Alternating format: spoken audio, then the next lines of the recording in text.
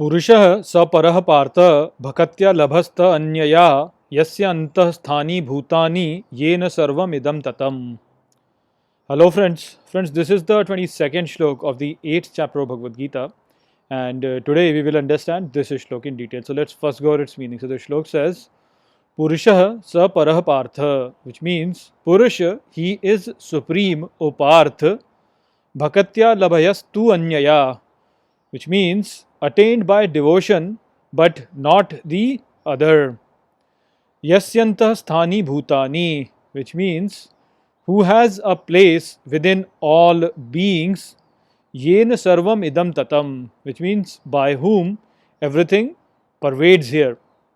So in the previous shlok, Shri Krishna has mentioned that the true essence of all beings is something which never really changes, and that is the abode of Shri Krishna, is what he said. That's my Param Dham.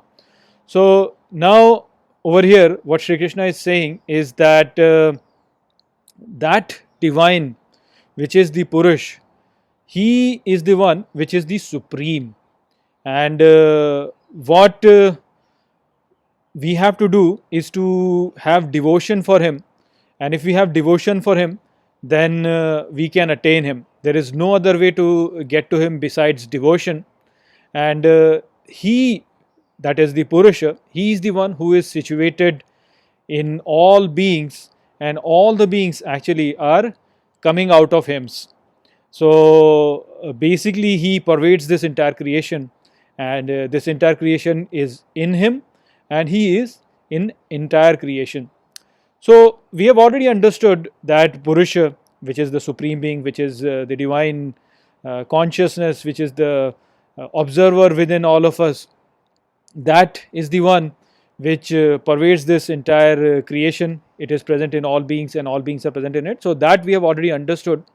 The important thing that we have to understand from this shlok is the statement that Shri Krishna has made, that he can only be attained by devotion.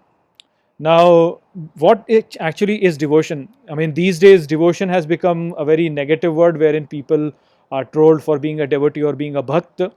But in reality, devotion is an enthusiastic love towards the object that has been deified. So whatever you are deifying, if you enthusiastically love it, then you are devoted to it. So it's a very beautiful idea actually, and in order to attain anything, you have to have a lot of love for that thing.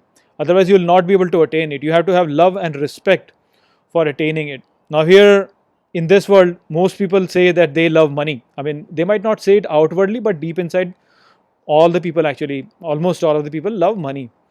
And if they were to ask this question, they will, in their mind, they will ask this question that, oh, we love money a lot, we are devoted to money, but we don't really attain it, we are not able to attain it. So then our devotion actually is false. And the answer to that question will be yes, your devotion is false. Because you have to really ask yourselves that how much sacrifice have you made to attain the money.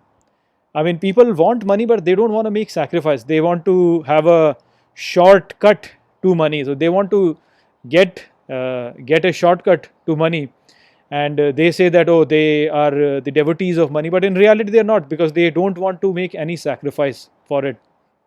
So the true love or the true devotion actually comes from sacrificing yourself for the deity that you are deifying.